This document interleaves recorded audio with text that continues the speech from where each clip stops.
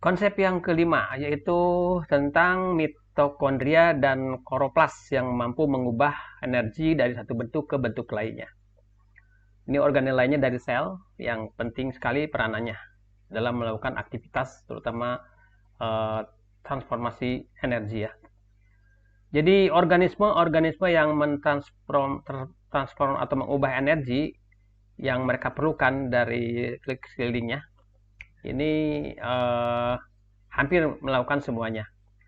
Nah, pada sel-sel eukariotik, mitokondria dan kloroplas merupakan dua organel yang mampu mengubah energi dari bentuk yang sel dapat menggunakan untuk kegiatan hidupnya. Mitokondria, tunggalnya adalah mitokondrion, merupakan daerah yang di mana respirasi seluler terjadi. Kemudian selain itu proses metabolik yang menggunakan oksigen untuk mendorong produksi dari ATP melalui ekstraksi energi yang ada dalam gula, lemak atau sumber-sumber bahan bakar lainnya. Sementara kloroplas ini ditemukan hanya pada tanaman dan alga, merupakan bagian dari bagian dari proses fotosintesis atau di mana fotosintesis terjadi.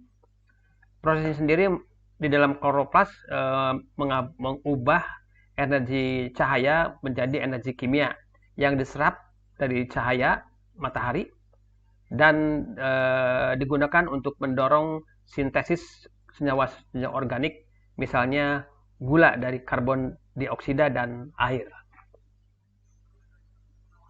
Untuk melihat hubungan fungsi antara mitokondria dan kloroplas yang memiliki asal-usul evolusi yang sama, kita akan melihat secara singkat sebelum kita mempelajari struktur-struktur lebih lanjut.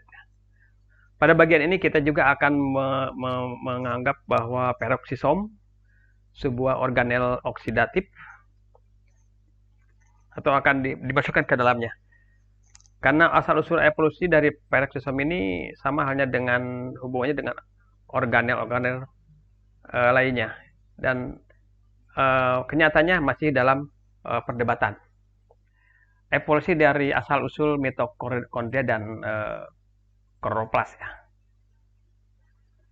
Mitokondria dan kloroplas ini menunjukkan kesamaan dengan bakteri yang akhirnya mengarah kepada suatu teori yang disebut dengan teori endosimbion yang digambarkan di gambar 6.16. Teori ini menyatakan bahwa di awal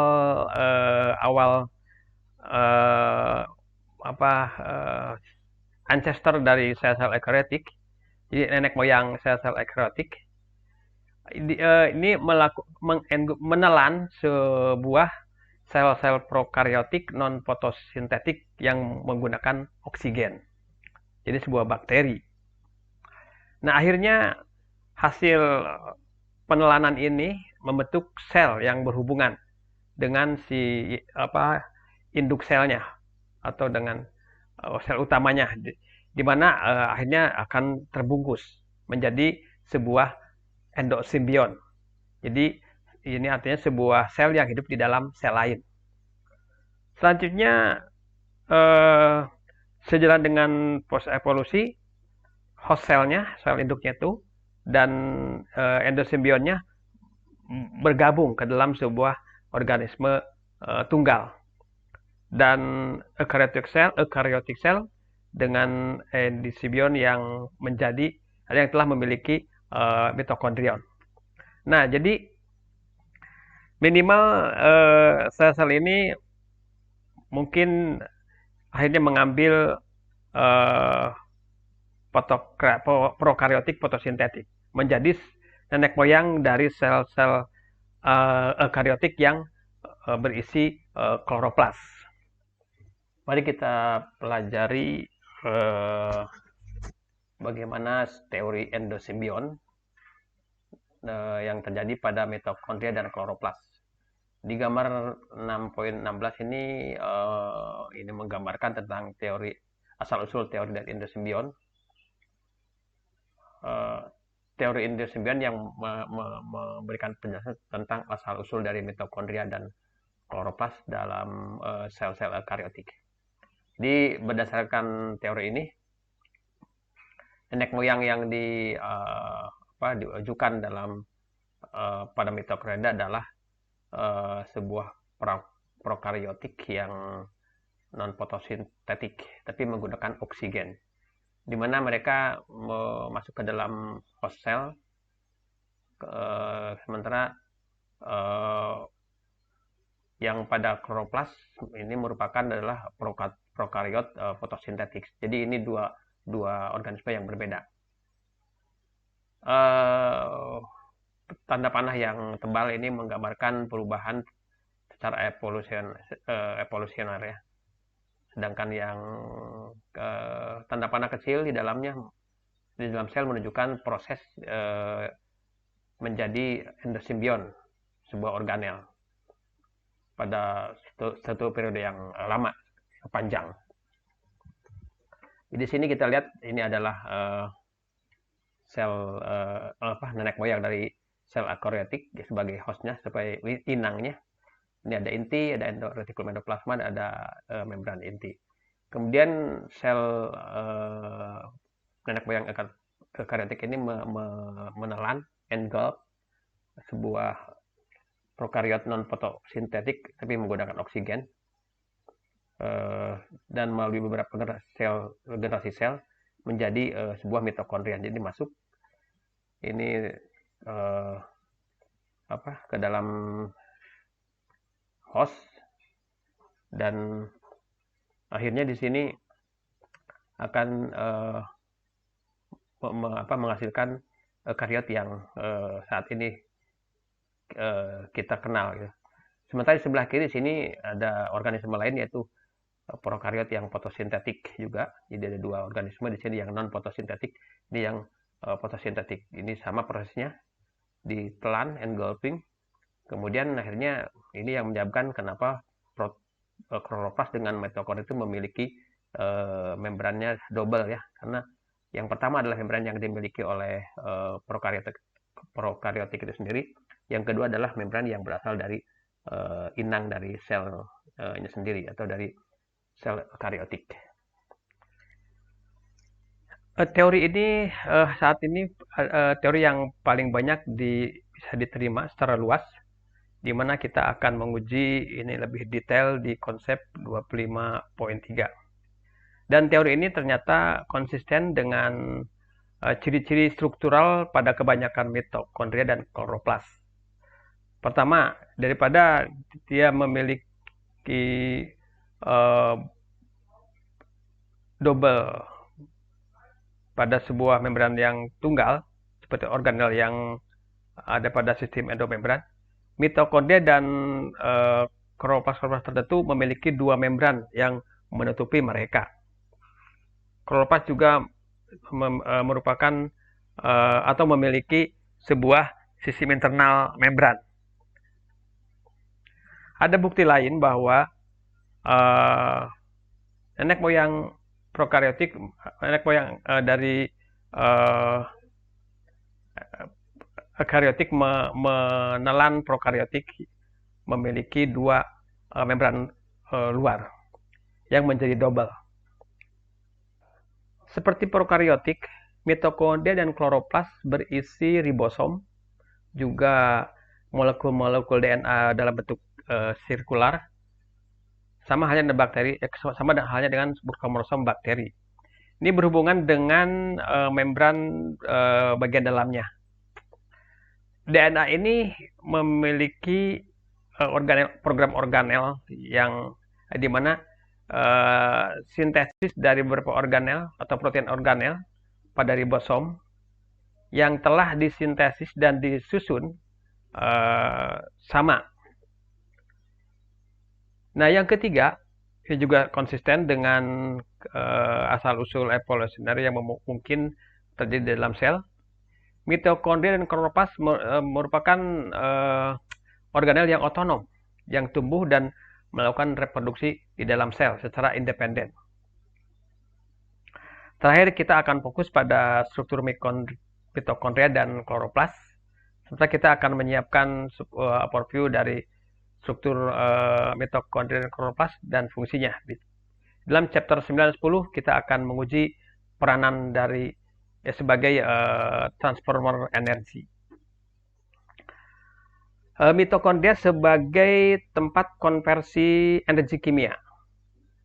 Jadi mitokondria ini ditemukan hampir di semua sel-sel eukariotik. Termasuk diantaranya adalah tanaman, tumbuhan, jamur, dan kebanyakan protista. Beberapa sel memiliki sebuah mitokondria yang ukurannya besar. Satu saja mungkin. Tapi kebanyakan mereka sering atau setiap sel memiliki ratusan atau ribuan mitokondria. Jadi beberapa sel yang memiliki banyak mitokondria ini berhubungan dengan level dari sel terhadap aktivitas metaboliknya. Sebagai contoh bahwa sel yang bergerak atau berkontraksi memiliki lebih banyak mitokondria secara proporsional terhadap volume dibanding dengan sel-sel yang kurang aktif. Misalkan sel otot itu umumnya di dalamnya banyak mengandung mitokondria. Nah, setiap dari dua membran yang menutupi mitokondria ini adalah sebuah lapisan bilayer fosfolipid dengan koleksi yang unik. Dengan koleksi protein yang menempel cukup unik. Bagian membran luarnya ini bersifat halus, tetapi membran bagian dalamnya biasanya melakukan pelekukan atau melipat yang disebut sebagai krista. Ya. Gambar 6.17a nanti kita akan lihat bagaimana perbedaan membran di kedua sisi itu. Membran bagian dalam ini membagi mitokondria ke dalam dua kompartemen internal. Yang kompartemen pertama biasanya adalah ruangan antar membran, ruangan antar intermembran. Sebuah daerah yang sempit antara membran bagian luar dan bagian dalam. Nah, sementara kompartemen berikutnya yaitu matriks mitokondrial ini ditutupi dengan membran bagian dalamnya. Matriks sendiri berisi berbagai jenis enzim. Sama dengan bisa juga ada DNA mitokondria dan ribosom. Enzim-enzim ini yang ada di dalam matriks mampu mengkatalis beberapa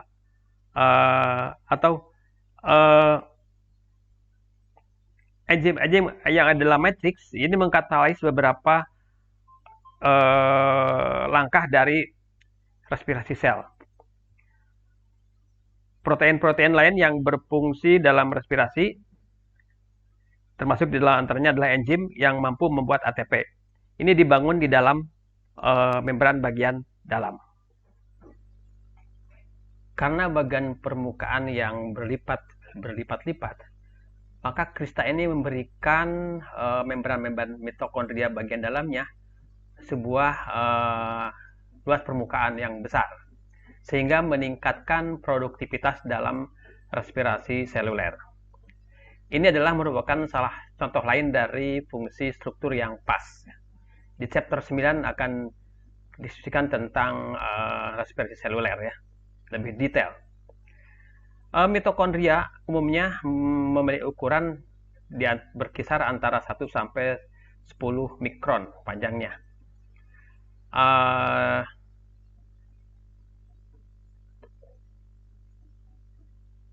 Time lapse film ini pada sel-sel hidup menunjukkan mitokondria bergerak melingkar, berubah bentuknya dan menyatu atau memisah ke dalam fragmen-fragmen yang terpisah. Tidak seperti struktur statis yang dilihat pada kebanyakan diagram dari mikrograf elektron. Nah, studi ini telah membantu para ahli biologi sel untuk memahami bahwa mitokondria di dalam sel-sel hidup membentuk sebuah jaringan tubular yang bercabang. Nah, yang disebut dengan sebuah kondisi dinamik atau flux. Di gambar 6.17b dan C kita akan bisa melihat kasus ini. Nah, di dalam otot-otot rangka jaringan ini khas diberikan oleh para riset sebagai sebuah power grid. Di gambar 6.17 ini kita akan melihat bagaimana mitokondria sebagai tempat terjadinya respirasi seluler. Di sini ada gambar sel, kemudian di sini ada gambar mitokondria. Ada dua di sini, kemudian ini kalau kita perbesar akan muncul seperti ini. Ada dua membran, bagian luar, membran luar, dan sini ada membran bagian dalam yang agak melekuk-lekuk ke dalam, membentuk apa yang disebut dengan krista ya. Kemudian di sini ada tersebar ribosom, ada DNA juga di sini. Kemudian ini ada matriks, yaitu cairan yang mengisi pada bagian membran bagian dalam, ruang pada membran bagian dalam. Jadi pada membran luar dan dalam nampak di sini dengan melalui penggambaran TEM ada dua kompartemen, ruang intermembran dan matriks mitokondrial. Ini bisa akan meningkatkan luas permukaan dari membran dalam. Kemudian molekul-molekul DNA ini berhubungan dengan membran mitokondrial dalam. Yang di B di sini mitokondrial ini bersifat dinamis ya. Nah, ini bisa melakukan pemisahan ke dalam fragmen-fragmen atau bisa bergabung juga. Di bagian C di sini kita melihat dari mitokondria Euglena sini ya. Gracilis. Jadi dengan pembesar yang rendah dari TEM. Kemudian mitokondria ini membentuk jaringan atau cabang-cabang berupa tubular. Nah, mitokondria di sini ini berwarna hijau ini karena adanya pewarnaan. Dan DNA intinya berwarna merah, ini yang merah. Molekul-molekul dari DNA mitokondrial ini tampak lebih cerah. Ini berwarna kuning. Ini adalah bentuk dari jaringan mitokondria yang dinamis. Jadi ini bisa berpisah, juga bisa bergabung. Ini salah satu karakter dari DNA dari mitokondria ya.